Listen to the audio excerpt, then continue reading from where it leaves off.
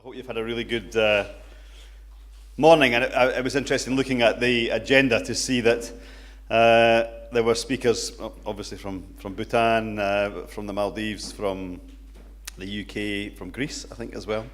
and from Serbia. I suppose reflecting what a complex and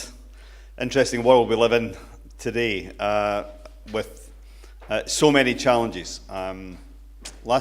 On the theme of this conference, last February, I had a chance to spend a week in the Philippines. Today is the 1-year anniversary of Typhoon Haiyan, Typhoon Yolanda, which destroyed much of some of the islands of the Philippines as it powered over the land exactly 12 months ago today. And I was there in February trying to assist communications, I suppose, between some very desperately poor people on those islands who did not feel part of the reconstruction, and the government and the UN who were leading the reconstruction, and I think probably generally feeling in difficult circumstances that they were doing a very good job. But as ever, when you're in a position of power and responsibility, you don't quite have your finger on every pulse, and it was important for them, I think, to hear about some of the areas, particularly rural areas, the reconstruction wasn't touching. But I found it a very interesting experience because the Philippines, in many ways, embodies the three great challenges that face our world today, and they are, of course, in many ways reflected in these two events that are taking place here at ICD this weekend. The first being economic, trying to compete in fair rules in a global economy that is increasingly challenging, and in their case in a region that has obviously changed dramatically economically over the last 10, 20 years, but at the same time deal with huge gap in inequality, one of the biggest gaps possibly anywhere in the world, but very representative of the gap that exists in the whole world today. Secondly, the massive challenge of climate change and the impact of our environment on our day-to-day lives. That was shown most dramatically 12 months ago today with the super typhoon, but something that the people of the Philippines experience all the time. So all those environmental challenges, from managing natural resources, which are a huge issue in so many parts of the world, trying to secure the benefits of natural resources for local people rather than for those who would either steal them or try and avoid paying their tax when they profit from them. But also dealing with the natural events that devastate those islands so often, and again are seen in so many parts of the world. And the third area where the Philippines, I think, reflects the challenges that face the whole world is in terms of conflict and its impact on development. The huge island in the south of the Philippines, Mindanao, has seen a conflict now for decades, but thankfully a peace agreement now being signed, which will see them secure a degree of autonomy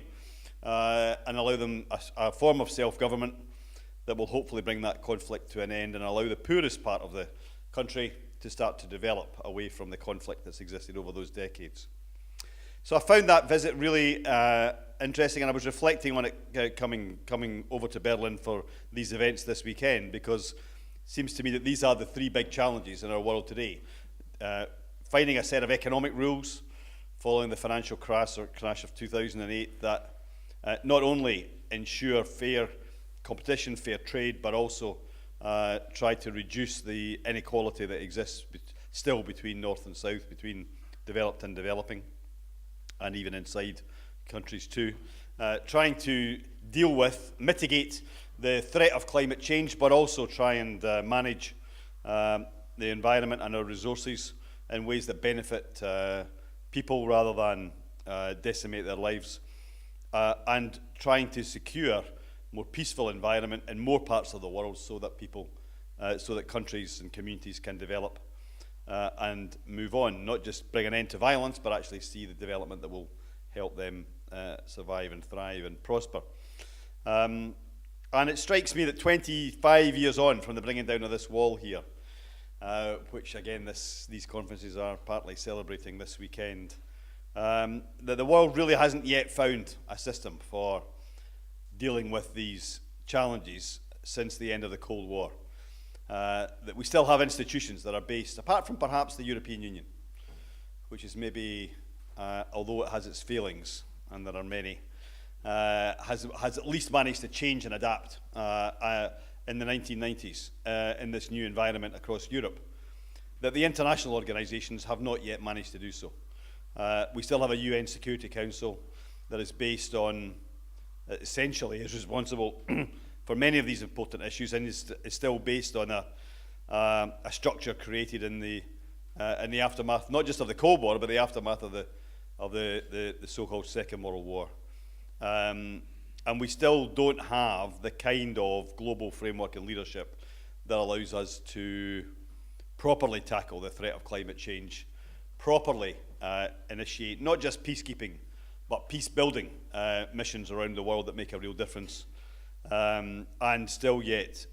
we don't have, now 6 years on from that financial crash in the autumn of 2008, a new global economic framework that allows those kind of mistakes in deregulation and international finance that had such a crushing impact, not just in the countries where banks and financial institutions were located, but in places far away from them as well. So I hope that this weekend, if you're discussing the sustainable economies, sustainable technology, sustainable industries, that it's been discussed in that context, because I don't think you can discuss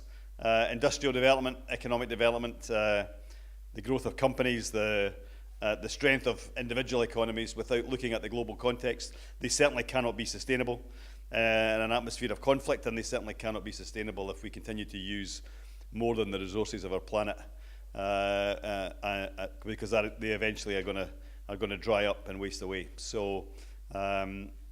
delighted to have the opportunity to be here, and I hope that if we have an interactive discussion, as Mark suggests, we can discuss some of these issues and perhaps develop some of the ideas that other speakers have mentioned here this morning.